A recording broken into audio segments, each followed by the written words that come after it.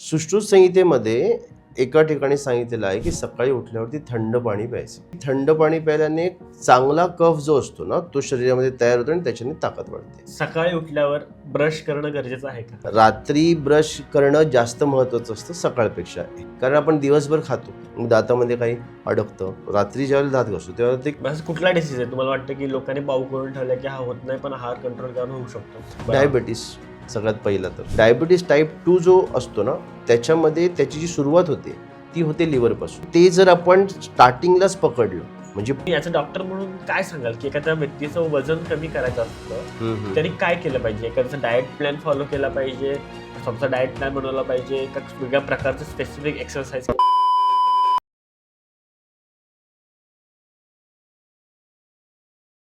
दी मराठी पॉडकास्टच्या आपल्या नव्या एपिसोडमध्ये आज आपण लोकांचे कॉमन प्रॉब्लेम डिस्कस करणार आहोत. कारण आपण सोशल मीडियावर बघितलं तर अनेक जण असं सांगतात की एक जण ह्या सांगतोय, एक जण ते सांगतोय, तर लोक थोडे कन्फ्युज्ड असतात की नक्की ऐकायचं कोणाचं. कारण त्यांचं असं असतं की डॉक्टर तुम्ही लोकांनी सगळ्यांनी बसा एकत्र आणि डिसाईड करा की नक्की काय, जेवल्यावर पाणी प्यायचं की नाही प्यायचं, जेवल्यानंतर आधी पाणी प्यायचं की नाही प्यायचं, सकाळी उठल्यावर गरम पाणी प्यायचं का गार पाणी प्यायचं, हे असं सगळं कन्फ्युजन आहे लोकांमध्ये.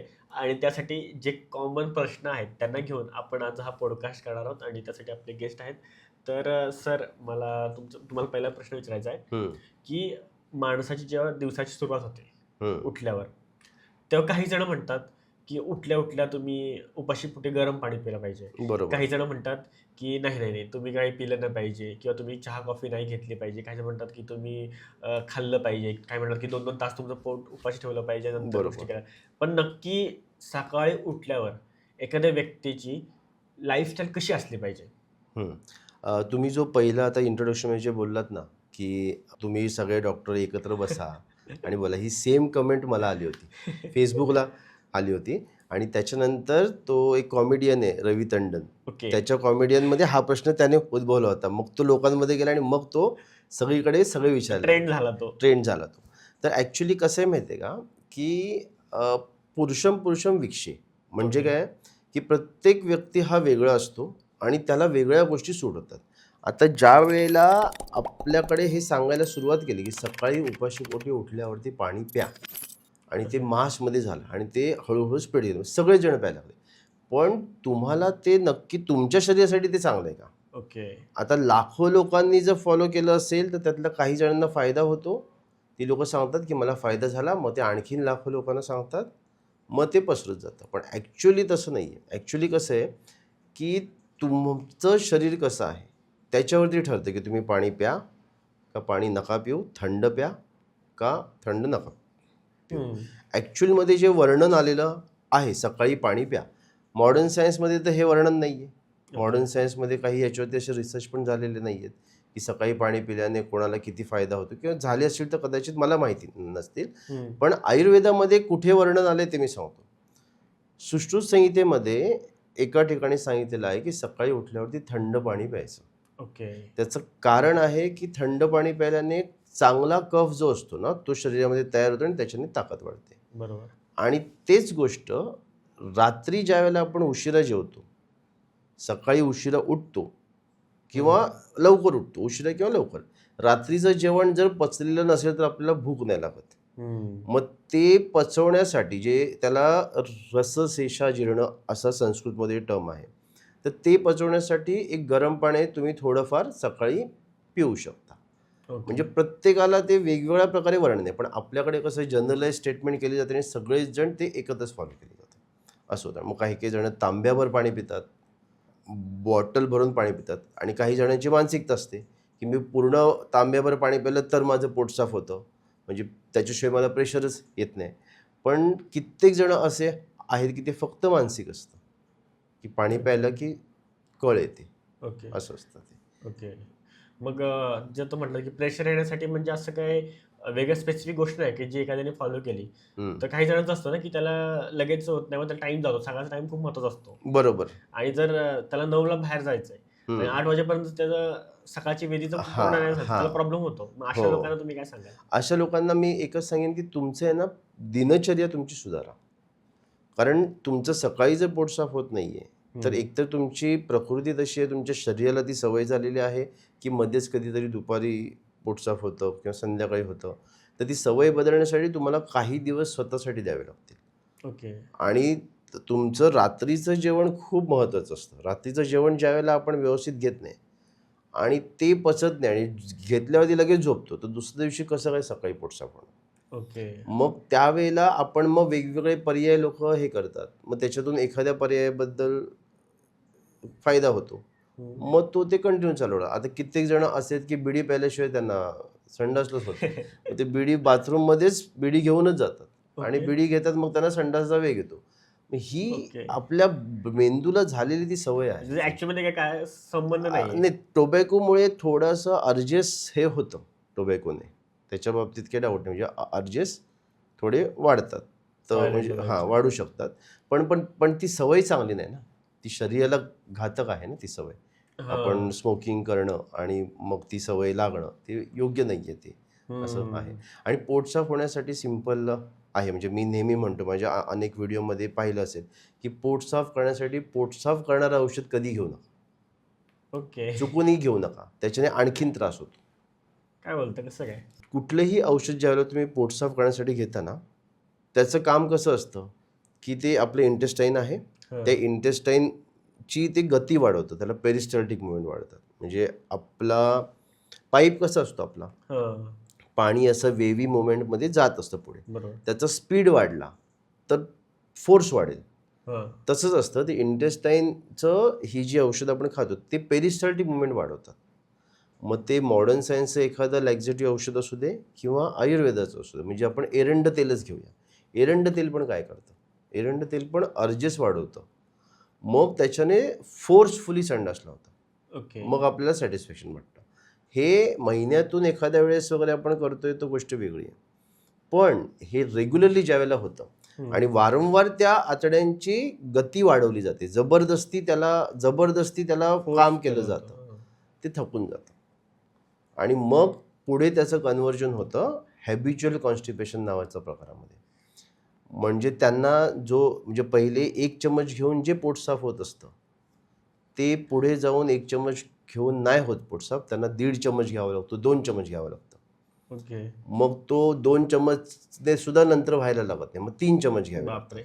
असं करत करत ते डोस वाढवतच जावे लागतात. आता हा ऑप्शन नाही ना. मग त्याच्यापेक्षा तुम्ही अशा प्रकारे स्वतःला ट्रीट केलं पाहिजे, की ज्याच्याने तुम्हाला त्याची गरज नाही लागणार. नॉर्मली पोट साफ होईल. हा त्याचा प्रकार आहे.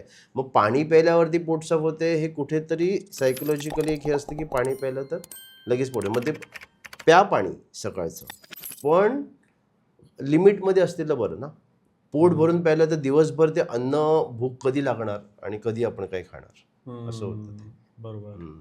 आणि अजून एक होतं म्हणजे आमच्या एक पॉडकास्टला लास्ट टाइम झालं होतं. ते मॅडम आले, त्यांनी म्हटलं होतं की सकाळी उठल्यावर आहे ना, तुम्ही ब्रश नाही केला तरी चालतं. हां. इफ तुम्ही रात्रीचं झोपताना ब्रश करताय, हम्म. तर सकाळी तुम्हाला ब्रश करायची काहीच गरज नाही. कारण बरोबर. तुम्ही काय खाल्लेलं नाही रात्रभर. बरोबर.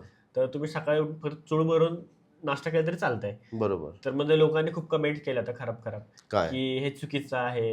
हां, हां, म्हणजे हां, खूप काय कॉमेडी वगैरे टाकलं होतं. हां, तर हां, आता मला तुम्हाला विचारायचं आहे की सकाळी उठल्यावर ब्रश करणं गरजेचं आहे का? सकाळी उठल्यावरती माझ्या मते आता मी वैयक्तिक सांगतो माझं. मी स्वतः तर करतो. त्याच्यामुळे मी कोणाला असं सांगणार नाही की तुम्ही करू नका. बरोबर. रात्री ब्रश करणं जास्त महत्त्वाचं असतं सकाळपेक्षा. हे ओके. म्हणजे हां. कन्फर्म आहे हे. का ते? कारण आपण दिवसभर खातो. मग दातामध्ये काही अडकतं. मग ते ज्यावेळेला आपण त्याच्याने दात घासतो, रात्री ज्यावेळेला दात घासतो तेव्हा ते क्लीन होऊन जातात. मग तुम्ही झोपतात. मग सकाळपर्यंत ते ऑब्व्हियस आहे रात्रभर असं काही होणार नाही आहे की ते खराब होणार आहेत. हो. पण ती आहे ना एक सवय लागलेली असते. त्याच्यामुळे ते करावंच लागतं आपल्याला. सकाळचा ब्रश. आपण आता अंघोळ करायची आपल्याला सवय आहे. रात्री अंघोळ करून झोपला तर सकाळपर्यंत एवढं काही खराब होणार आहे शरीर. पण तरी पण आपल्याला ती सवय असते ना. तर त्याच्यामुळे ते आपण करणार आणि ते रात्री करा, सकाळी करा. दोन्ही वेळेला केलं त्याच्याने अपाय तर नक्कीच काय नाही आहे. असं आहे. त्याच्यामुळे तुम्हाला करायचं तर करू शकता. जशी सवय आहे ते सगळं. पण रात्रीचं करणं जरा चांगलं हे आहे जर विचारलं तर असं. हां, म्हणजे ब्रश रात्रीचा केला बेटर. कारण दिवसभर आपण खाऊन वगैरे होतं, मग रात्री पटकन ते क्लीन केलं नाही तर रात्रभर ते तोंडामध्ये तसंच राहणार. असं आहे ते. असं आहे. बरोबर. आणि आजकाल लोकांना अजून एक प्रॉब्लेम जास्त चालू झालाय की म्हणजे युरिक ऍसिड वाढतं. हां. तर ते असं का होतं, म्हणजे कारण काय झालं की युरिक ऍसिड वाढण्याचं? युरिक ॲसिड वाढण्याची आहेत ना बरीच कारणं आहेत. जनरली कसं असतं, की आपल्या ज्यावेळेला मसल्स ज्या असतात, त्याच्यामधून ज्यावेळेला युरिक ॲसिड कुठे वाढतं? तर ब्लडमध्ये वाढतं. ओके. आपण ब्लड टेस्ट करतो. तर युरिक ॲसिड ज्यावेळेला ब्लडमध्ये वाढतं, त्यावेळेला कुठेतरी ते बाहेर पडत नाही.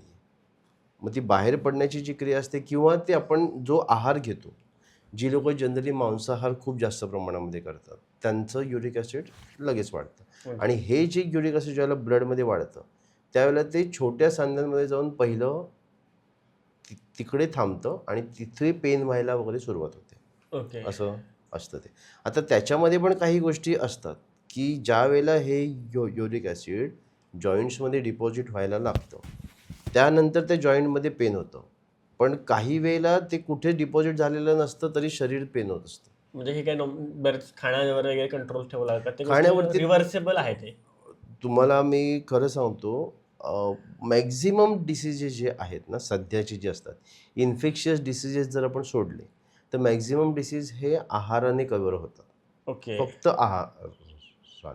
बरोबर. मग असं कुठला डिसीज आहे तुम्हाला वाटतं की लोकांनी पाऊ करून ठेवलाय की हा होत नाही, पण आहार कंट्रोल केल्यावर होऊ शकतो बरा? डायबिटीस सगळ्यात पहिला तर. म्हणजे डायबिटीज रिव्हर्स होऊ शकतो? टाईप 2. ओके. त्याच्यामध्ये पण काही बारीक गोष्टी आहेत. म्हणजे डायबिटीसची जी सुरुवात होते ना, डायबिटीस टाईप 2 बद्दल बोलतो मी, 1 बद्दल बोलत नाही आहे. डायबिटीस टाईप 2 जो असतो ना, त्याच्यामध्ये त्याची जी सुरुवात होते, ती होते लिव्हरपासून. ओके. आणि ते जर आपण स्टार्टिंगलाच पकडलं, म्हणजे प्री डायबेटिक व्हायच्याही अगोदर जर आपण ते स्टार्टिंगलाच पकडलं, तर तो डायबिटीस बऱ्यापैकी, म्हणजे तो डायबिटीस पहिली गोष्ट म्हणजे व्हायला देणारच नाही आणि झाला तरी तो रिव्हर्स सहज करू शकतो.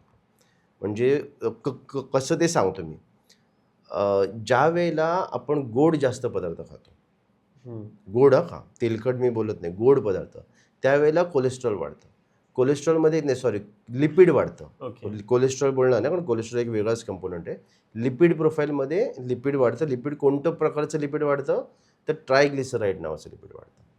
आता हे ट्रायग्लिसराईड कशामुळे वाढतं? ज्यावेळेला आपण गोड पदार्थ जास्त खातो. आत्तापर्यंत असं होतं की फॅटी फूड खाल्लं तर फॅट वाढतं असं समजायचे. पण आत्ताच गेल्या वर्षी अमेरिकन लॅन्सेट जर्नल जे आहे त्यांनी नियम बदलले. त्यांनी सांगितलं की फॅटी फूडपेक्षा गोड पदार्थ खाऊन लिव्हर डिसीज जास्त होतं, फॅटी लिव्हर होतं आणि मग त्याच्यामुळे इन्सुलिन रेझिस्टन्स वाढतो आणि मग डायबिटीस होतो. आता ही जी क्रिया असते, हे थोडंसं जरा टेक्निकल होईल, पण मी सोप्पं करून सांगण्याचा प्रयत्न करतो, की ही जी क्रिया असते ना, गोड खाऊन ट्रायग्लिसराईड वाढणं, त्याचा परिणाम लिव्हरवर होणं, त्याचा परिणाम रक्तावरती इन्सुलिन रेझिस्टन्स वाढणं. आता ज्या वेळेला ट्रायग्लिसराईड वाढलं आहे, हम्म. म्हणजे जे आपलं गोड खाण्यामुळे लिपिडमध्ये वाढतं. ट्रायग्लिसराईड वाढले आणि त्याच्या जोडीला HDL म्हणून जे हाय डेन्सिटी लिपिड जे असतं ते कमी आहे आणि ट्रायग्लिसराईडची लेवल जास्त आहे. आणि ह्या रिपोर्टबरोबर HbA1c जो डायबिटीस डायग्नोस केला जातो तो पण हाय आहे. हम्म. तर पहिलं आपण जर हे कमी केलं, ट्रायग्लिसराईड कमी केलं, HDL वाढवला, हम्म. तर HbA1c ऑटोमॅटिक कमी होतो आणि तो डायबिटीस रिव्हर्स सहज होतो. सहज होतं हे, असं त्याला खूप काही करायला नाही. ट्रायग्लिसराईडची लेवल कमी आहे, HDL लेवल जास्त आहे आणि HbA1c वाढलं आहे, तर मग तो डायबिटीसकडे त्या व्यक्तीला तिथून बाहेर काढणं थोडंसं एफर्ट जास्त घ्यावे लागतात. असा प्रकार आहे. बरोबर. पण आता अजून एक कन्सर्न लोकांमध्ये आहे की डॉक्टर लोक आजकाल फार गोळ्या द्यायला लागलेत. हां. म्हणजे काही काही जण म्हणतात की यार मला मी 3 दिवसातच बरा झालो आणि हे 15 दिवसाच्या गोळ्या दिल्यात. नाही, त्याच्यामध्ये ना हे असतं, कसं ते सांगतो मी तुम्हाला. तुम्ही प्रश्न चांगला विचारला, की हा प्रत्येकाच्या मनात प्रश्न असतो, अरे मला तर थोडासा त्रास आहे, 15 दिवस औषधं खाऊन मी काय करू? अ, आता जर आपण ॲलोपॅथीबद्दलचं बोलतोय, समजा आयुर्वेदाचं पण बोलूया, ॲलोपॅथीचं पण बोलूया. तर आहे ना, ॲलोपॅथीमध्ये कसं असतं ना, की डोस ठरलेले असतात. आता सिम्पल एक सांगतो, ॲझिथ्रोमायसिन नावाची जी अँटीबायोटिक आहे, हो. तिचा डोस 3च दिवसांचा आहे. ओके. पण ते देण्याचे काही सिम्पटम्स वेगळे आहेत. त्याच जागेवरती जर आणखीन आपण हायर अँटीबायोटिकला गेलो, ॲमॉक्झिसिलिन नावाची जी अँटीबायोटिक आहे, त्याच्यामध्ये पण क्लॅव्हेन्युएट ॲसिड आणि ॲमोझा असे दोन्ही मिळून एक औषध येतं. त्याचा डोस 5 दिवसांचा आहे. तो पेशंट बरा होतो पहिल्याच दिवशी, पहिल्या 2 दिवसातच तो बरा, कारण ते खूप हायर अँटीबायोटिक आहे. जे मी ॲमोझिसिलिन 5 दिवसांचा डोस ते खूप हायर अँटीबायोटिक. तो पेशंट बरा होतो पहिल्या दुसऱ्या दिवशीच बरा होतो. मग पण अँटीबायोटिकचे जे डोस असतात ना ते पूर्ण करणं गरजेचं असतं, नाहीतर तो अँटीबायोटिक रेझिस्टन्स होण्याची शक्यता ना ही खूप जास्त असते. आणि अँटीबायोटिक रेझिस्टन्स हा समाजासाठी घातक असलेला विषय आहे. अख्ख्या समाजासाठी, फक्त त्या एका व्यक्तीसाठी नाही, तर अख्ख्या समाजासाठी आहे अँटीबायोटिक रेझिस्टन्स. म्हणजे ते अँटीबायोटिक तुम्हाला कामच करणार नाही काही वर्षांनी, म्हणजे अख्ख्या समाजाला काम नाही करणार, एकालाच नाही, अख्ख्या समाजाला काम नाही करणार, कारण तो बॅक्टेरिया इव्हॉल्ड होतो असे. मग ते डोस ठरलेले असतात, मग ते तेवढ्या दिवसांचे डोस ते झालेच पाहिजे. त्याच्यामुळे ते डोस त्या ह्याच्याने दिले जातात. मध्येच औषधं सोडली तर मग तो थोडासा प्रॉब्लेम होऊ शकतो, असं होतं. आणि मी एक ऑब्झर्व केलं की काही लोकांना ना सवय लागली इंजेक्शन घ्यायची, काही झालं ना इंजेक्शन घेतात. हो हो, ते एक त्याला टर्म आहे ना, प्लासिबो इफेक्ट. प्लासिबो इफेक्ट म्हणतात त्याला. आता मी असे जुने जे डॉक्टर होते, म्हणजे मी एकदम एक डॉक्टर होते डोंबिवलीमध्ये, त्यांच्याकडे मी शिकायला जायचो. नॉलेज त्यांचं अतिशय चांगलं, डायग्नोसिस त्यांचं इतकं चांगलं होतं की डोंबिवलीतले मोठे मोठे डॉक्टर त्यांच्याकडे पेशंटला डायग्नोसिस करण्यासाठी पाठवायचे. ते होते जनरल प्रॅक्टिशनर. तर त्यांच्यानं ठरलेलं होतं, ते 70-75 वर्षाला पण ते प्रॅक्टिस करत होते आणि पेशंटची गर्दी त्यांच्याकडे खूप असायची. तर त्यांचं एक ठरलं होतं की पेशंट आला म्हणजे त्यांच्या समोरच असं टेबल ठेवलेलं असायचं, त्याच्यावरती झोपवायचं पेशंटला आणि ते बसलेले असे समजायचं. ते 70 वर्षाचे उठून पेशंटला बघायला जाणं असं नाही. म्हणजे आता आपल्यासमोर हा जसं टेबल आहे ना, तसंच टेबल, त्याच्यावरती पेशंटला झोपवायचे, तपासायचे. इंजेक्शन आम्ही पहिले भरून ठेवायचो, व्हिटॅमिन B12चं लाल कलरचं ते असायचं, ते टोचायचे, हे करायचं, निघा. कधी कधी तर ते पुश पण नाही करायचे, फक्त टोचायचे आणि हे करायचे. त्यांच्याकडे गर्दी पण खूप असायची. तर म्हणजे ते बरेच वेळेला प्लासिबो मेडिसिन जे म्हटलं जातं तो प्रकार असतो. म्हणजे त्याचा अर्थ काय नक्की? प्लासिबो म्हणजे कसं असतं की 2 प्रकारे सांगतो, म्हणजे ते सोपं जाईल. समजा ही रूम एकदम काळोख आहे, बाहेरनं जर मी तुम्हाला सांगितलं की आतमध्ये ना साप आहे, तुम्ही आतमध्ये येणार, रूम तुम्हाला माहिती नाही काय, आणि अचानक तुमच्या अंगावरती रश्शी पडली, तर तुमच्या डोक्यात पहिल्यापासून ठरलेलं आहे की इथे साप आहे, तो सापच आहे हे तुम्ही समजून घेणार आणि त्याला घाबरणार तुम्ही. तसंच अपोजिटमध्ये की तुम्हाला माहिती आहे की ही लाल गोळी खाल्ली की मला बरं वाटतं, मग ती लाल गोळी खाल्ली की ते ॲटोमॅटिक बरं होऊन जातं, त्याला म्हणतात प्लासिबो. तो जो प्लासिबो मेडिसिन म्हणतात त्याला, त्या मेडिसिनमध्ये कंपोनंट काहीच नसतं, म्हणजे शरीरावरती ते जसं पोटात जातं तसंच बाहेर निघून जातं, त्याला प्लासिबो इफेक्ट म्हणतात. म्हणजे प्लासिबो मेडिसिन तसे वापरले जातात सुद्धा, की ज्यावेळेला काही लोक असतात ते बोलतात की मला भीती वाटते आणि सगळ्या टेस्ट केल्या नॉर्मल आल्या की मग बऱ्याच वेळेला ते प्लासिबो मेडिसिन वापरले जातात. जस्ट त्याला वाटायला की बाबा हां, मेडिसिन मी घेतलं ते इंजेक्शनचं जे सांगितलं ते इंजेक्शनचं बऱ्याच वेळेला प्लासिबो इफेक्ट असतो. सेम सलाईनचं पण सेम आहे. सलाईनचं ॲक्च्युली सलाईन खूप सांभाळून वापरल्या पाहिजेत, त्या सर्रास वापरल्या जातात. त्याचे ना कॅल्क्युलेशन्स असतात सलाईनचे. आता मी ती प्रॅक्टिस करत नाही म्हणून मी ते पर्टिक्युलरली नाही सांगू शकत, कारण ती प्रॅक्टिस सोडून आता बरेच वर्ष झालेत. पण सलाईनमध्ये RL असतं, मग डेक्स्ट्रोज असतं, 25% असतं, मग नॉर्मल आपलं जे सलाईन असतं ते असतं. तर ते कॅल्क्युलेटेडलीच पेशंटला देणं गरजेचं असतं.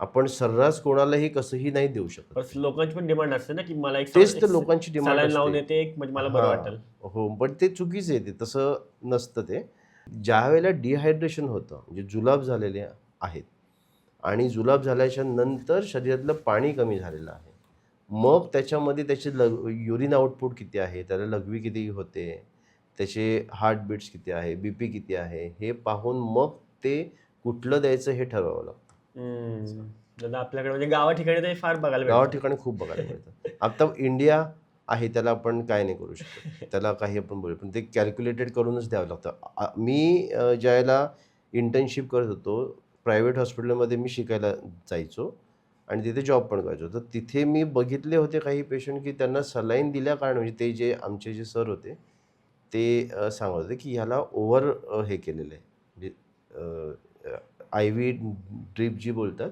ती जास्त दिली गेली, एवढी द्यायची गरज नव्हती असं ओके. पण होतं. आणि त्याच्यामुळे सुद्धा काही सिमटम्स यायला लागतात. ते थोडं सांभाळूनच घ्यायला पाहिजे लोकांनी सुद्धा. बरोबर. असं डॉक्टरला तुम्ही जाऊन सांगाल की मला सलाईन लावा वगैरे, ते योग्य नाही. त्याला वाटलं, त्याने लावलं, ती गोष्ट वेगळी. स्वतः डॉक्टर नका हो. हां, आता त्याला स्वतः डॉक्टर प्लासिबो नाही बोलता येणार. ते प्लासिबो त्याला बोलणं चुकीचं ठरेल, कारण ते खूप सांभाळून द्यायचं असतं. खूप मोठी मोठी पुस्तकं आहेत आय व्ही ड्रिपवरती, म्हणजे इंट्राव्हेनस जे आपण देतो, जे काही देतो ते, त्याच्यामध्ये खूप मोठी मोठी पुस्तकं आहेत. त्याचा अभ्यास करून मग ते डॉक्टर कॅल्क्युलेट करून ठरवतात ते किती ड्रॉप गेले पाहिजेत, किती ml गेलं पाहिजे, एका तासामध्ये किती गेलं पाहिजे, एका मिनिटामध्ये किती गेलं पाहिजे, हे ते ठरवतात त्या ह्याच्यानुसार आणि मग ते चालू करतात. असं सर्रास आपण नाही चालू करू शकत. ते लिटरली तुम्ही जर मोठ्या हॉस्पिटल्समध्ये गेलात किंवा तिथे जे डॉक्टर असतात ते लोकं काउंट करतात एका मिनिटामध्ये किती ड्रॉप्स पडत आहेत हां. आणि तेवढेच ड्रॉप्स ते ठेवतात आणि मग ती सलाईन चालू ठेवतात. बऱ्याच वेळेला हॉस्पिटलमध्ये ते संपत नाही म्हणून लोकं जाऊन ते वाढवत असतात. हो, तसं नको असे लोक करायला. हां, करतात. ते आय व्ही ड्रिप खूप सांभाळून वापरायचं असतं. म्हणजे ते सर्वात आय डेंजर व्ही आहे आपल्यासाठी फ्लुइड्स ना. हां, आय व्ही फ्लुइड्स खूप सांभाळून वापरायचे असतात आणि ते जे मॉडर्नचे डॉक्टर्स असतात ते व्यवस्थित ते हे करतात असं.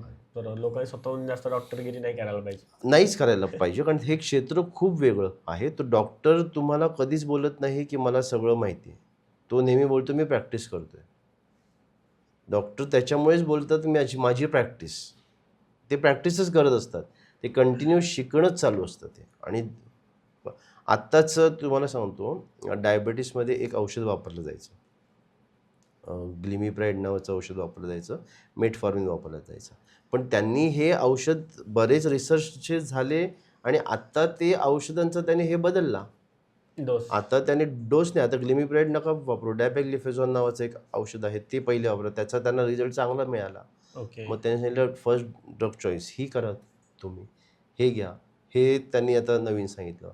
त्याच्यानंतर PCOD नावाचा जो आजार आहे त्याला PMOS नाव त्यांनी ठेवलं.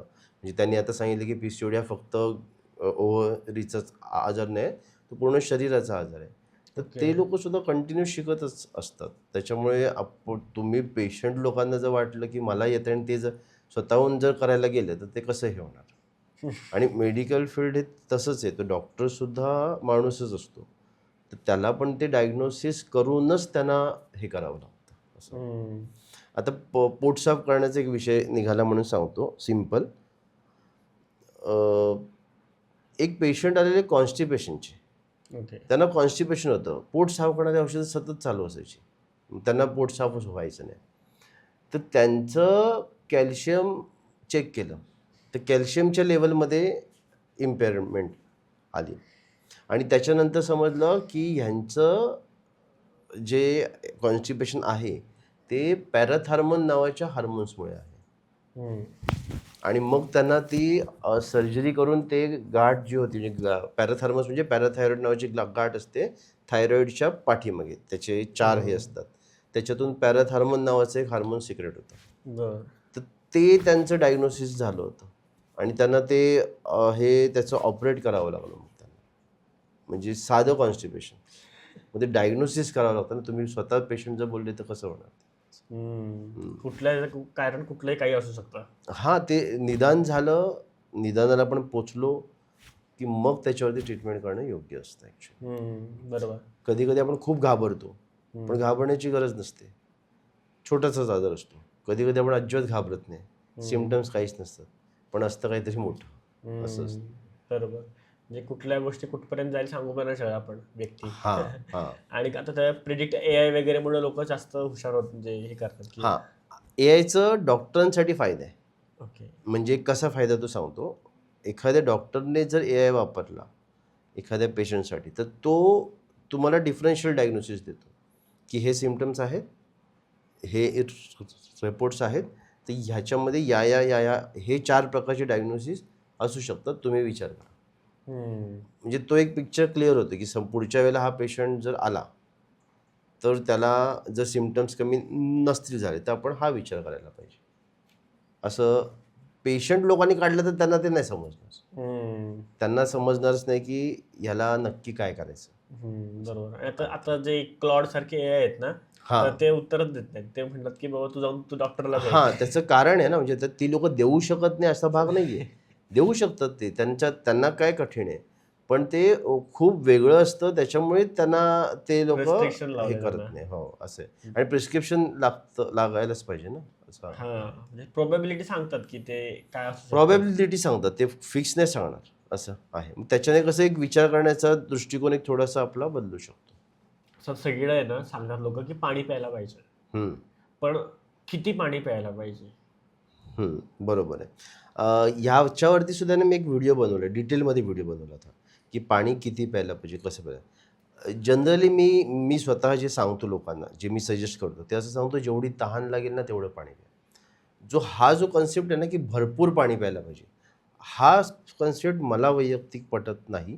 कारण भरपूर पाणी पिणं हा ऑप्शन योग्य नाही आहे. मर्यादित स्वरूपामध्ये जेवढी गरज आहे, जेवढी रिक्वायरमेंट आहे तेवढं पाणी प्यायला पाहिजे. ओके. उदाहरण सांगतो याच्यावरती. उन्हाळ्यामध्ये घाम खूप येतो. हो. उन्हाळ्यामध्ये एक्झर्शन जास्त होतं, शरीरातलं पाणी कमी होतं. पाणी पिणं गरजेचं आहे. जास्त तहान लागणार. मग त्यावेळेला आपण जर ठरवलं की दिवस 3 लिटर्स पाणी प्यायचं आहे, तर शक्य नाही आहे. त्यावेळेला जास्त पाणी पिणार आपण. पण हेच थंडीमध्ये गेलो आपण, घाम कमी येतो, भूक जास्त लागते, त्यावेळेला आपण खाल्लं जातं अन्न, तहान कमी लागते. त्यावेळेला ऑब्व्हियसली शरीराची डिमांड कमी असते तहानेची. त्यावेळेला जर जास्त पाणी प्यायलो आणि जर आपली भूक मंदावली, बरोबर. तर अजीर्ण होण्याची शक्यता खूप जास्त असते. बरोबर. म्हणजे अति पाणी, कारण पाण्याला सुद्धा पचावं लागतं. पाणीला सुद्धा शरीराला डायजेस्ट करावं लागतं, आपल्या शरीरामध्ये ॲब्झॉर्ब होण्यासाठी, फेवरेबल बनण्यासाठी. तर त्या पद्धतीमध्येच पाणी पिणं गरजेचं असतं. अति प्रमाणात पाणी पिऊन अजीर्ण त्रास आणखीन वाढू शकतो. बरोबर. पण आता हा पाण्याच्या रिलेटेड अजून एक मोठा प्रश्न आहे लोकांमध्ये, हं. की जेवताना पाणी प्यावं, हां, अर्ध्या तासानंतर पाणी प्यावं, बरोबर. की नक्की पिऊच नये? पियुषने हे ना बरेच व्हिडिओमध्ये मी बघितले, की एकदा एक माणूस सांगतोय, की जेवणाच्या अगोदर पाणी प्या. एक बोलतोय, की जेवणाच्या मध्ये-मध्ये पाणी कधीच पिऊ नका. एक बोलतो जेवणाच्या मध्ये-मध्ये पाणी प्या. आणि माझ्याकडे किती रुग्ण येतात, ते सांगतात, की "सर, आम्ही आहे ना जेवण झाल्याच्या नंतर अर्ध्या तासाने पाणी पितो." हे पण कुठेतरी बघितलेलंच असतं. हो.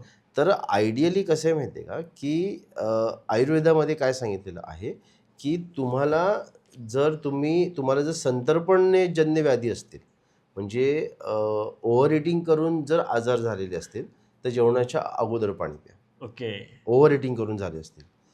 जर तुम्हाला अपद्रव्यजन्य व्याधी असतील, म्हणजे कमी खाणं कमी आहे आणि शरीर सुकत चाललंय किंवा ताकद कमी होत चालली, असं जर तुम्हाला असेल, तर जेवणाच्या मध्यभागी थोडं-थोडं पाणी प्या. म्हणजे ओके. डायजेस्ट व्हायला मदत होईल. जेवण पण बऱ्यापैकी जाईल आणि मग जेवणाच्या नंतर तुम्ही थोडं पाणी पिऊ शकता. किंवा आपण असं म्हणूया, की जेवण जास्त जाण्यासाठी जेवणाच्या मध्ये पाणी पिऊ नका. जेवण घ्या आणि मग शेवटला थोडंसं पाणी प्या.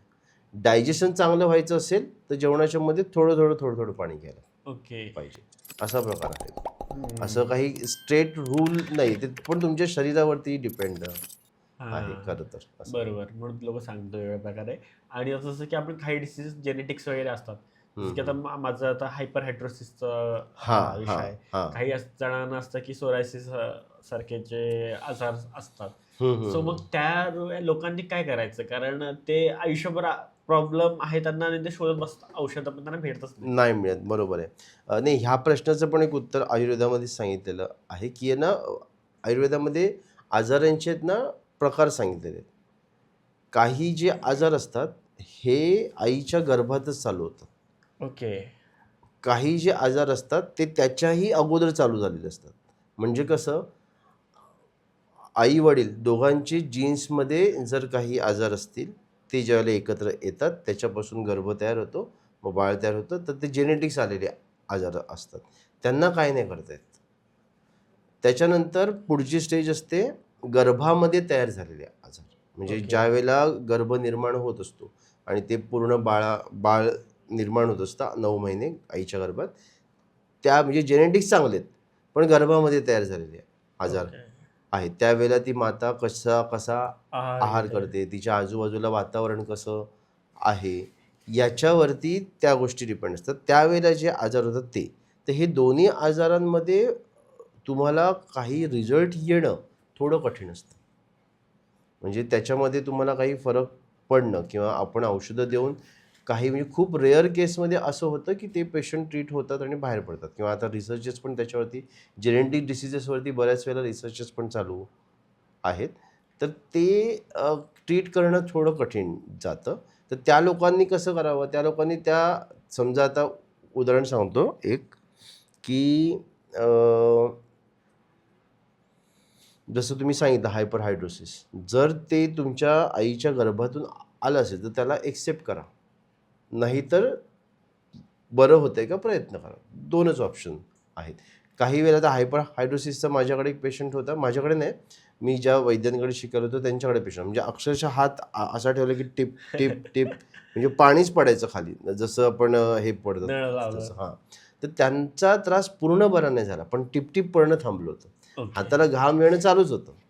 ते थांबलं, ते गेलं नाही. पण अतिप्रमाणात जे होतं ना, ते कंट्रोलमध्ये आणता येतं असं आहे. बरोबर. सोरायसिसच्या लोक जण कंटाळलेत त्याला. हां, सोरायसिस हा एक ऑटो इम्यून डिसीज आहे. त्वचारोग आहे तो. पण तो ऑटो इम्यून डिसीज आहे. म्हणजे आपल्या ऑटो इम्यून म्हणजे काय असतं, की आपल्या शरीराच्या ज्या सेल्स असतात ना, त्याच आपल्या शरीराला मारायला लागतात. म्हणजे उदाहरण सांगायचं झालं तर समजा आपली आर्मी आहे. हम्म. आपली आर्मी जर सामान्य लोकांना मारायला लागली, तर काय होईल?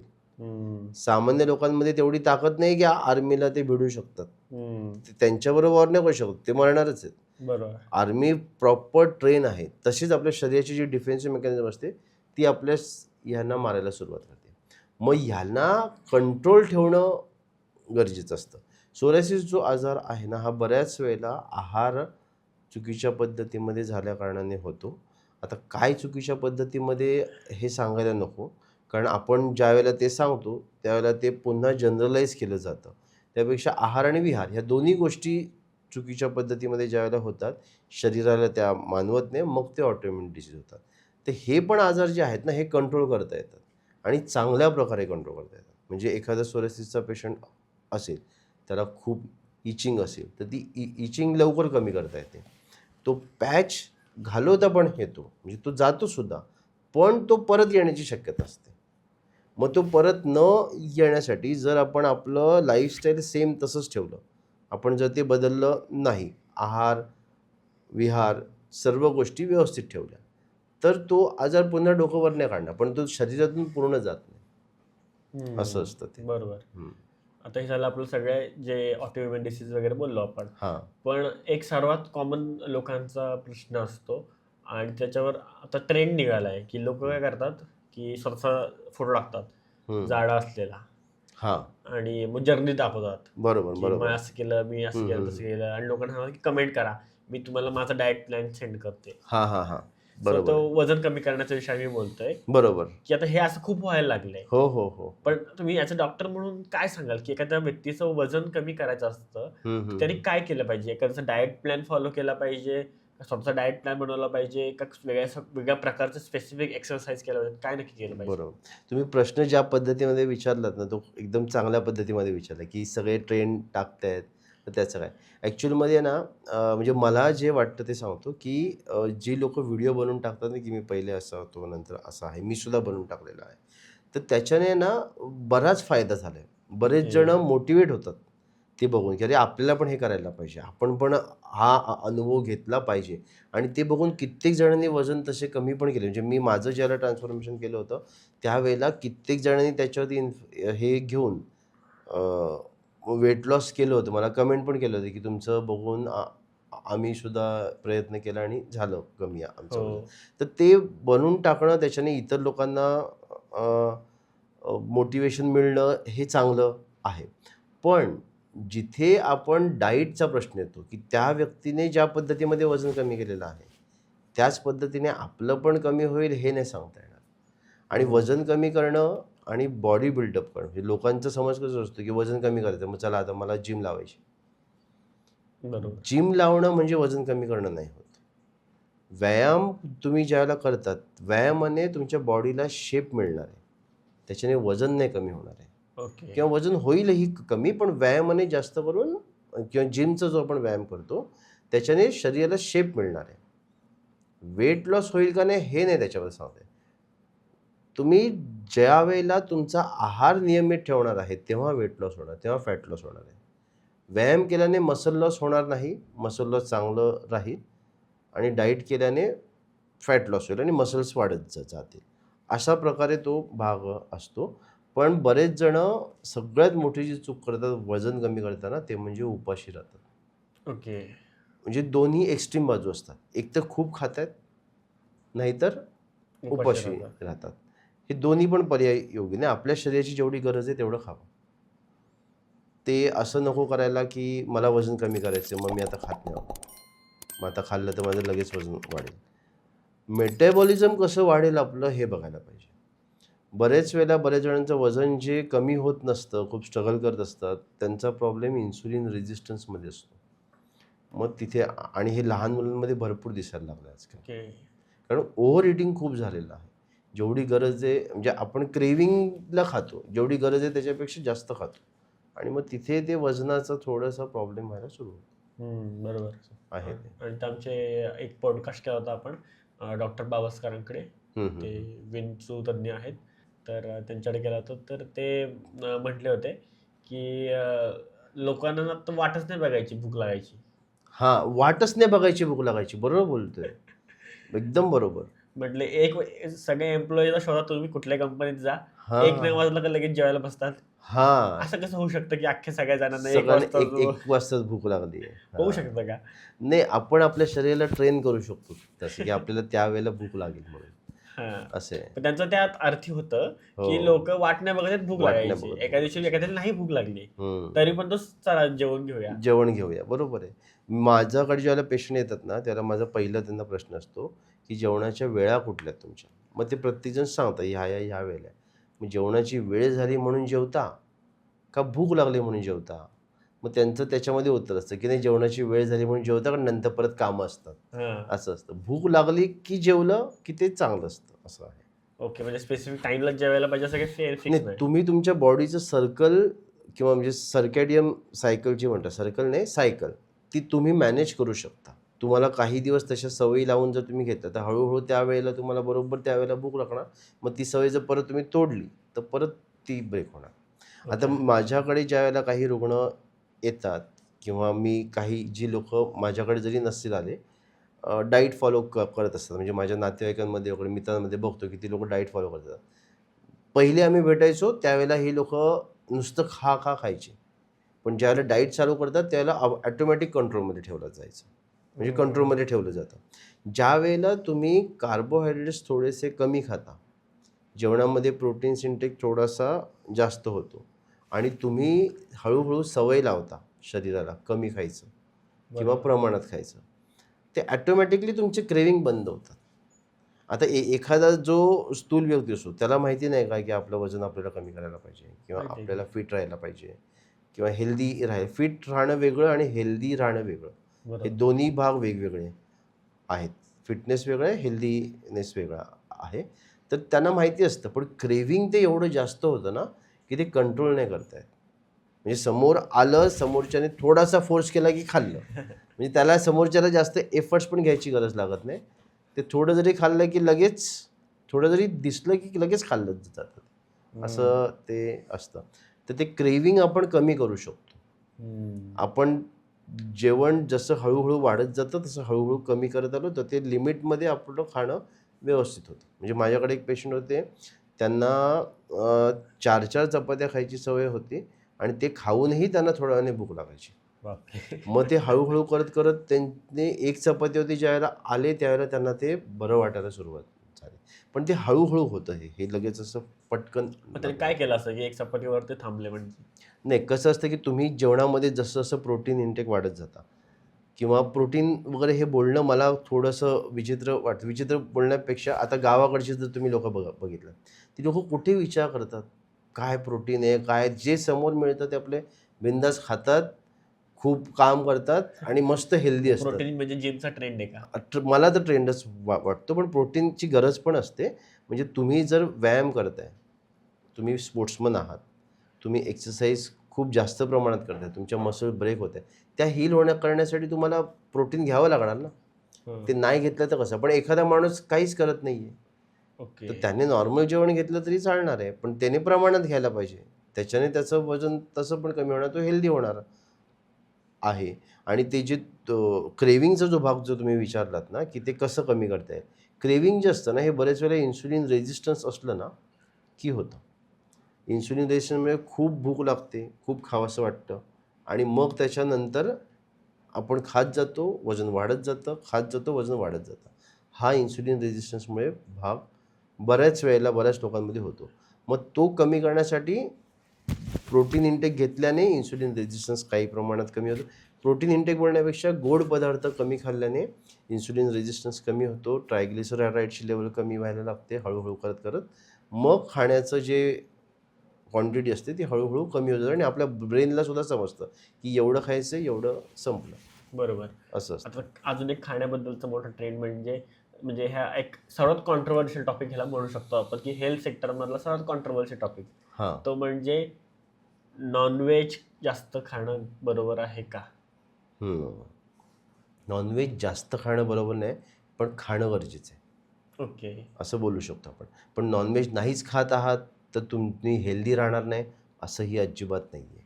ओके. प्रोटीन जे असतात ना, ते बऱ्यापैकी म्हणजे आपण नॉनव्हेज खायला जे सांगतात ते कशासाठी सांगतात, की प्रोटीन खावा बुवा.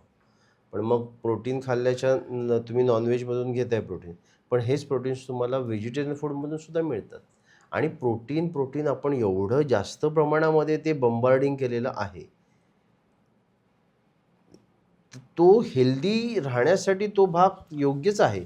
पण इतकं बंबार्डिंग करण्याची गरज नाही आहे त्याला. नॉनव्हेज खाण्याचा जो भाग असतो तो कशासाठी? तर प्रोटीनचं हे व्यवस्थित मिळालं. आता एक क्रिकेटर आहे तेच सांगत होते, की मी नॉन व्हेजिटेरियन नाही आहे, व्हेजिटेरियन आहे. पण मला नॉनव्हेज खावं लागलं का तर प्रोटीनचं मला इंटेक पूर्ण होत नव्हतं. त्याच्यामुळे परफॉर्मन्समध्ये डिफरन्स होता. ते फिजिकल वर्क आहे ना तेवढं. तितकं जास्त प्रमाणात फिजिकल वर्क आहे. तेवढं जास्त त्यांना त्यांच्या मसल्स ब्रेक होतात. मग त्यावेळेला ते खाणं गरजेचं होतं. पण तुम्ही बसून राहताय. तुमचं काहीच फिजिकल वर्कच काही नाही आहे. मग त्यावेळेला तुम्हाला प्रोटीनचा विचार तेव्हासुद्धा करणं गरजेचं आहे. पण ते इतकं नको की मी प्रोटीन नाही घेतलं तर मला काहीतरी होईल. असा भाग नाही आहे. बरोबर. आणि कसं असतं की बऱ्याच वेळेला वजनाला सुद्धा हे केलं जातं. ॲक्चुअलमध्ये आपण हेल्दी जे बोलतो ना, तुम्ही 3 माळे जर चढून जाताय सहज, तुम्हाला दम लागत नाही आहे, काही नाही, सहज चढून जाताय. तुम्ही हेल्दी आहात ओके. आणि फिट पण आहात. तुम्हाला जास्त दम लागत नाही, तुमचे मसल ॲक्टिव्ह आहेत. 1 माळा चढला तरी दम लागतोय तर काहीतरी गडबड आहे.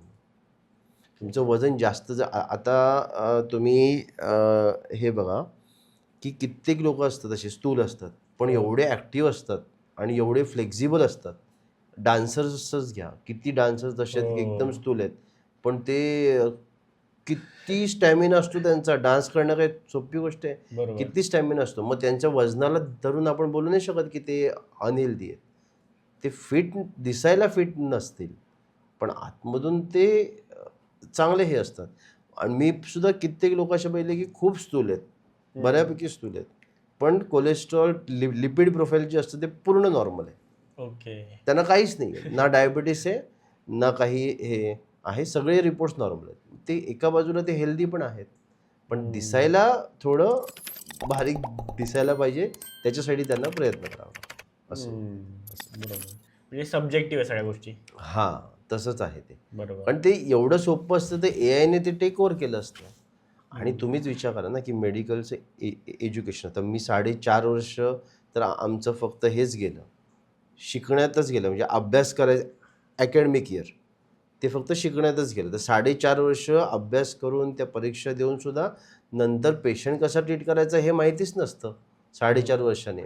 मग जे सगळं अभ्यास केलेला असतो ते त्याचा पुढचं 1 वर्ष इंटर्नशिप असते. मग तिथे थोडं जमायला लागतं. पेशंट समजायला लागतो हळूहळू.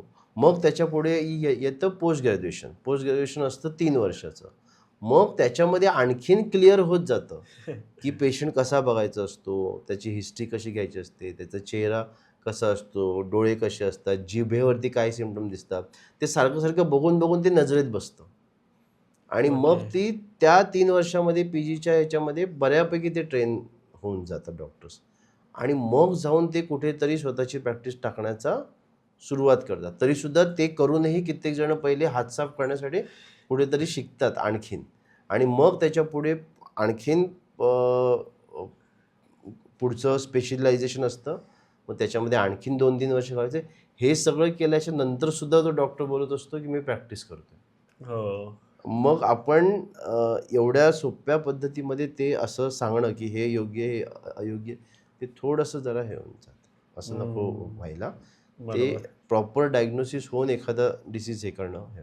तुमचा ॲक्च्युअली प्रश्न होता, की नॉन-व्हेज खाल्लं पाहिजे का नाही खाल्लं पाहिजे? तर त्याच्यामध्ये आणखीन एक रिसर्च असं झालेला आहे, की जे पॅरेंट्स खातात, म्हणजे जे पूर्वज खात आलेले आहेत, तेच जर त्या मुलाने पण खाल्लं, तर त्याला काही नाही, त्याला चांगलं आहे. ओके. कारण त्याच्यामध्ये तसे जीन्स असतात. त्याला न्यूट्रिजिनोम असं काहीतरी नाव आहे. मला आता ते नीट आठवतं. मी नंतर तुम्हाला सांगेन. ते डिस्क्रिप्शनमध्ये लावून द्या तुम्ही किंवा आपल्या व्हिडिओच्याच इथे खाली लावू शकता. तर त्याच्यामध्ये सांगेन जे आपण खातो ना, त्याच्याने आपले जीन्स बनत असतात. मग आपले पॅरेंट्स जर व्हेजिटेरियन्स आहेत, ते व्हेजिटेरियन्स खात आहेत, तर मुलांनासुद्धा व्हेजिटेरियन पचणं सोपं जातं. ओके. कारण त्या पद्धतीमध्ये ते जेनेटिक्स आलेले आहेत. पण तरीसुद्धा जी मुलं पुढे जाऊन स्पोर्ट्समन बनत आहेत किंवा काहीतरी फिजिकल वर्क बनतात, तेव्हा त्यांना प्रोटीनचा जो इंटेक लागतो, तर त्यावेळेला त्यांना ते हे करावं नाही, तर मसल लॉस होण्याची शक्यता जास्त असते. तुम्हाला जास्त दिवस, जास्त लाईफचा मोठा स्पॅन जर हेल्दी घालवायचा असेल, तर तुम्ही काही करू नका. तुमच्या मसल्स चांगल्या ठेवा. फक्त मसल्स चांगल्या ठेवा. तुमचं आयुष्य सुंदर जाईल. ओके. असं आहे. असं होऊ शकतं का, की एखादा व्यक्ती आहे आणि त्याला काही आजार नाही आहे वगैरे आणि तो चांगली हेल्दी लाईफ जगून त्याची डेथ होते, असं होऊ शकतं का स्टार्ट टू होऊ एंड परत? शकतं ना. म्हणजे आता तुम्ही हा विषय काढलाय त्याच्यामुळे सांगतो. जपनीज लोकं जे आहेत ना तिथे, ती लोकं 100-100 वर्ष जगतात ओके. आणि चांगलं लाईफ जगतात. तर तसे पूर्ण जगभरामध्ये काही स्पॉट्स आहेत, की तिथली लोकं 100 वर्ष जगू शकतात. आता मी जे बघितलेलं आहे लहानपणापासून आमच्या कोकणामध्ये, मी रत्नागिरीचा आहे, राजापूरचा. तर तिथे आमच्या गावामध्ये आता किती लोकं असे आहेत, की ज्यांचं वय 80-80 वर्ष आहेत, पण त्यांना काही त्रास नाही. ते कसे जगले? तर त्याच्यावरती ज्यावेळेला रिसर्च झालेला आहे, त्यावेळेला त्यांना एक कळालं, की अ, ज्याचा झोपण्याची वेळ योग्य आहे, उठण्याची वेळ योग्य आहे, म्हणजे निद्रा चांगली आहे. त्याच्यानंतर ज्याचा आहार चांगला आहे, जो योग्य वेळेला आहार घेतो, पचन पूर्ण झाल्याच्या नंतर पुढचा आहार घेतो तो. तिसरं, ती व्यक्ती कोणाला भेटते? भेटून गप्पा वगैरे मारते का? कम्युनिकेशन होते का? सोशलाइज आहे का? आणि त्याच्यानंतर की ती व्यक्ती कुठलं हॉबी करते, हॉबी फॉलो करते. हॉबी जी असते ना, आपला छंद का म्हणतात त्याला? कारण त्याच्याने आपल्याला मेंटली आपण हॅपी होत असतो. मेंटली आपल्याला सॅटिस्फॅक्शन वाटत असतं. ते फिलिंगसुद्धा शरीराला तुम्हाला हेल्दी ठेवत असतं.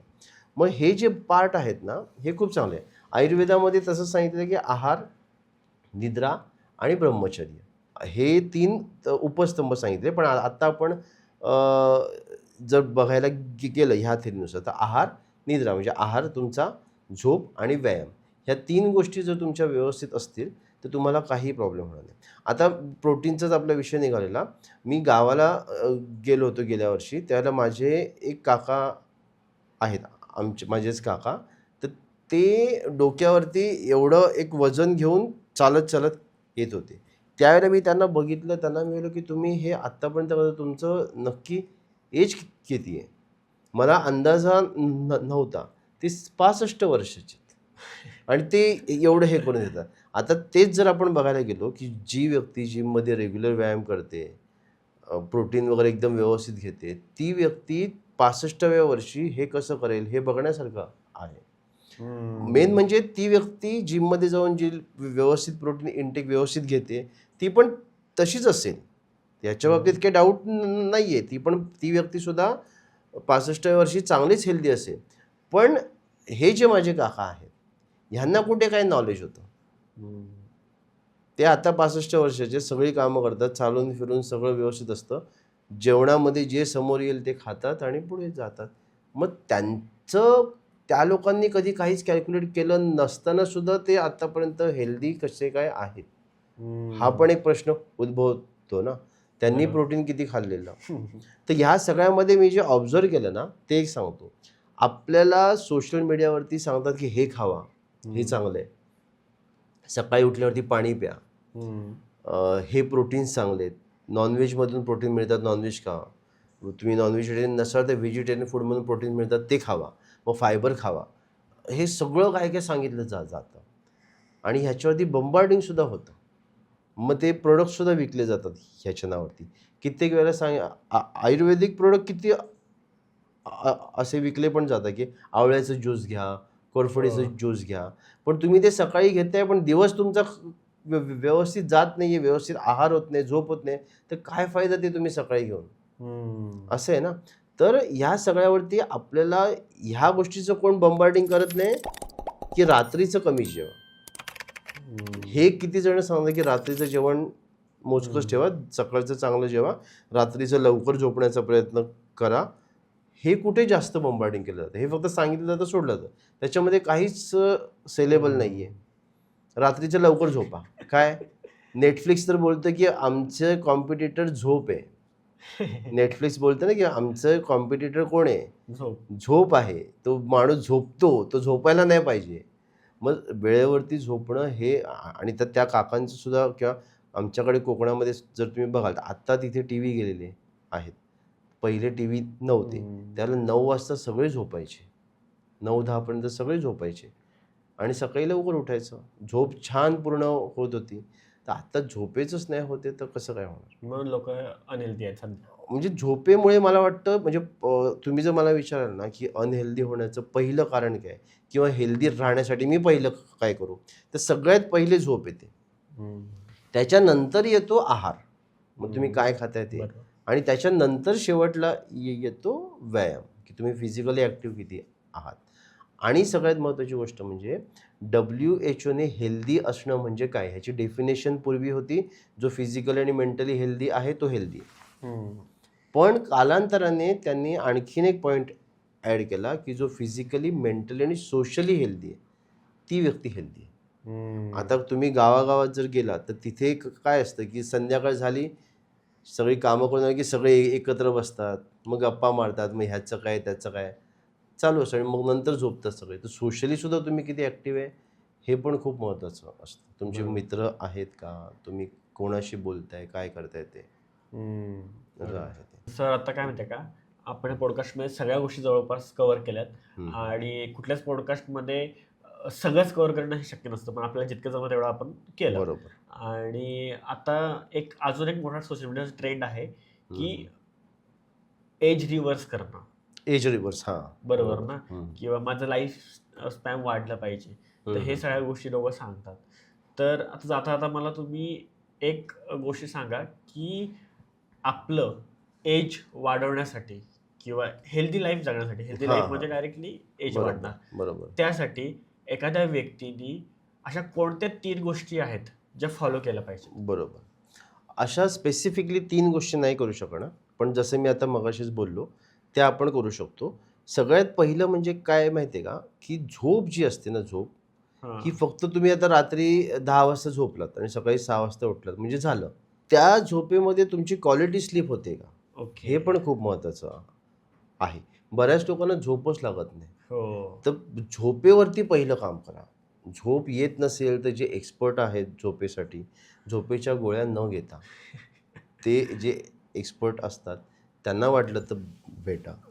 त्यानंतर झोपेच्या नंतर तुम्ही दिवसभरामध्ये जे खात आहात, जसं पैसे खर्च करताना आपण नोटिंग करतो की मी एवढे पैसे इथे खर्च केले, एवढे पैसे इथे खर्च केले, तसंच खाताना सुद्धा नोटिंग करणं. माझ्या प्रत्येक पेशंटला एक हे असतं, पेशंटला समजा काही गोष्टींनी बरं नाही वाटलं तर मी त्याला सांगतो, तू लिहून दे मला, तू दिवसभरात काय काय खातो, काय चुकीचं असेल ते मी सांगतो. तर ते एक नोटिंग करणं खूप गरजेचं आहे. त्याच्याने आपल्याला ना ट्रॅक रेकॉर्ड समजतो. आणि तिसरी गोष्ट म्हणजे व्यायाम. आता व्यायामाच्या बाबतीत त्यांना खूप मिसकन्सेप्ट आहेत, एवढे मिसकन्सेप्ट आहेत की काय विचारूच नका. म्हणजे प्रत्येकाला वाटतं व्यायाम करणं म्हणजे जिममध्येच जाणं. हो. म्हणजे आता मी तुम्हाला विचारलं व्यायाम, तर तुमच्या डोक्यात पहिलं चित्र जिम. काय येतं? जिमच येते. पण जिम जो प्रकार आहे ना, हा एक स्पोर्ट्स आहे. तो हेल्दी राहण्याचा मार्ग बोलू शकतो आपण, पण तो एक स्पोर्ट्स आहे. मग तुम्हाला हेल्दी राहण्यासाठी जर एखादं स्पोर्ट्स खेळायचं असेल, तर ते जिम करण्यापेक्षा तुम्ही बॅडमिंटन खेळा, तुम्ही टेबल टेनिस खेळा, तुम्ही लॉन टेनिस खेळू शकता. आजकाल पिकल बॉल खूप हो, जास्त पिकल बॉल हे चाललं, ट्रेंड ते झालाय. ते खेळू शकता. एक रिसर्च झाला होता, ज्याच्यामध्ये 80,000 जवळजवळ स्पोर्ट्समनवरती रिसर्च केलेला आणि हा रिसर्च जवळजवळ 20-25 वर्ष चालला. त्याच्यामध्ये त्यांना समजलं की जितके पण स्पोर्ट्स आहेत ना, त्याच्यामध्ये सगळ्यात जास्त हेल्दी लाईफ कोणत्या स्पोर्ट्सने मिळतं, तर ते म्हणजे रॅकेट स्पोर्ट. ओके. रॅकेटने खेळले जाणारे जितके स्पोर्ट्स आहेत, badminton, table tennis, lawn tennis, नंतर पिकल बॉल, हे जे स्पोर्ट्स आहेत ना रॅकेट स्पोर्ट्स, हे जी लोकं खेळतात त्यांचं लाईफस्पॅन खूप वाढतं ओके. आणि ते हेल्दी राहतात बऱ्यापैकी, ओके. असं आहे. आणि ते ॲक्च्युअलमध्ये चांगलं आहे, कारण तुम्ही आता मी लॉन टेनिस खेळतो कधी-कधी. अजून तेवढं जमत नाही, पण मी सुरू केलं 1-1.5 वर्ष झालं आता. तर त्याच्यामध्ये ना तुम्हाला खूप लांबच्या लांब पळावं लागतं. डोकं पहिली गोष्ट म्हणजे खूप चांगलं अलर्ट राहावं लागतं. बॅडमिंटन इतकं तुम्हाला शार्पनेस असावा लागतो, की समोरून ते शटल आलं की पटकन तुमचा हात तिथे गेला पाहिजे. फोकस पण खूप फोकस वाढतो. असला पाहिजे. तुमच्या मसल मेमरी त्याला डेव्हलप झाल्या पाहिजे. मेंटली आणि फिजिकली दोन्ही काम होऊन जातं. आणि सगळ्यात महत्त्वाचं म्हणजे तिसरा भाग सोशली. हम्म. तुम्ही दोघांमध्ये खेळताय, दोघं खेळताय, चौघं खेळताय. मग तो सोशलायझेशन सुद्धा त्याच्यामध्ये होऊन जातं. मग तो पण एक हेल्दी राहण्याचा भाग आहे. तर या 3 गोष्टी प्रत्येकाने नक्कीच फॉलो केल्या पाहिजे, की तुमची झोप कशी होते ती, नंतर आहार, तुम्ही किती आहार घेताय त्याचं एक नोट डाऊन करणं, आणि स्पोर्ट्समध्ये जर तुम्ही बोलाल म्हणजे व्यायामामध्ये, तर मी सांगेन रॅकेट स्पोर्ट्स खेळा, कुठलाही खेळू शकता. बरोबर. एकदम परफेक्ट सरांनी सांगितलंय. इवन मला जर कोणाला एखादं पुस्तक रिकमेंड करायचं असेल ना, की तुला कुठलं पुस्तक वाचलं पाहिजे, तर मी सगळ्यांना एकच पुस्तक सांगतो, की the almanac of Naval Ravikant. Exactly, मी पण तेच सांगणार होतो आता. की ते जे पुस्तक ते आहे ते पुस्तक अप्रतिम पुस्तक आहे, खरंच अप्रतिम एकदम पुस्तक मस्त. आहे. म्हणजे हो. ज्याला तुम्ही सगळ्या पुस्तक सोडून द्या, हां, काही गरज फक्त नाही. ते एक पुस्तक एकच पुस्तक वाचा. वाचा. हां, ते पुस्तक आहे ना, ते माणसाची हेल्थ, मनी आणि हॅपीनेस हॅपीनेस ह्या सेक्टर्समध्ये सगळे काम करतं. सगळं काम करतो. तर बरोबर. त्यांनी हेल्थसाठी सांगितलं होतं, की तुम्हाला जर हेल्दी राहायचं आहे ना, तर नेचरने दिलेल्या सगळ्या गोष्टी वापरा. जसे हां, की तुम्ही केक वगैरे बनवून खाऊ नका. बनवून खाता. तुम्हाला बरोबर. गोड खायचं, तुम्ही आंबा खा. हां, नेचर तुम्हाला कधीच त्रासदायक नसणार आहे. बरोबर. जर तुम्हाला हेल्दी राहायचंय, तर हं, तिकडे जिम वगैरे ज्या गोष्टी आहेत ना, ह्या हं. आपण इन्व्हेंट केल्यात. आपण नेचरने नेचरने नाही इन्व्हेंट केलं केल्यात. ते. हां, तुम्ही नॅचरल मुवमेंट करा. त्या कशा होऊ हं. शकतात? बरोबर. की तुम्ही बॅडमिंटन खेळताय, स्पोर्ट हां, खेळताय, कबड्डी खेळताय, हां, हां. कुठेतरी स्पोर्ट खेळताय जिथे तुमची नॅचरल बरोबर. मुवमेंट होते. तुम्ही बरोबर. फिक्स अमाउंटमध्ये नाही करत आहे, की नाही करू मला असं शकत. ओढलं पाहिजे, सेम फॉर्म मला नाहीये असं त्याच्यामध्ये. केलं हां, पाहिजे. जिथे हां. सिस्टमॅटिक वे नाहीये. बरोबर, नॅचरल जसं आपण पळतो, बरोबर. नॅचरली आपण बसतो, नॅचरली आपण उठतो. हं, हं, त्या हं. सगळ्या गोष्टी जेवढ्या नॅचरली होतील, तेवढे तेवढं तुम्ही चांगलं आहे. हेल्दी हां, राहणार. आणि बरोबर आहे. ते पुस्तक म्हणून सगळ्यांना रेकमेंड करतो. हो. आणि तुम्ही जे सांगितलं ना, बऱ्यापैकी आपला हा पॉडकास्ट जो आहे, तर सरांनी सगळ्या गोष्टी सांगितल्या त्या ऑलमोस्ट तशाच सिमिलर आहेत ज्या त्यांनी बरोबर. सांगितलेल्या आहेत. हो, हो, हो. हेल्थच्या बाबतीत, पैसे. नवल रविकांतला मी खूप चांगल्या प्रकारे मी त्यांचे जे तुम्ही पुस्तक सांगितलं ते आत्तापर्यंत 2दा ते 3दा वाचलं असेल. मला खूप त्यांचे विचार खूप आवडतात आणि एकदम सिंपल असतात. ते म्हणतात की माणसाला जगायला जास्त लागत नाही. तो कमी याच्यात पण सुखी राहू शकतो. फक्त तुम्ही तुमची भूक कशी ते बघा. सो तेच आहे. तर सरांचे थॉट्स पण तसेच अलाईन होते म्हणून मी ते सांगितलं. हां. तर आय होप तुम्हा सगळ्यांना हा एपिसोड आवडला असेल तर लाईक करा, कमेंट करा आणि चॅनल सबस्क्राईब करा. कारण जेवढे आपले सबस्क्रायबर वाढतील तेवढे चांगले चांगले गेस्ट आपण आपल्या चॅनलवर आणू शकतो. म्हणून चॅनल सबस्क्राईब करा आणि जाणून घ्या आपल्या लोकांच्या गोष्टी आपल्या मराठीत, फक्त आणि फक्त ते मराठी पॉडकास्टवर.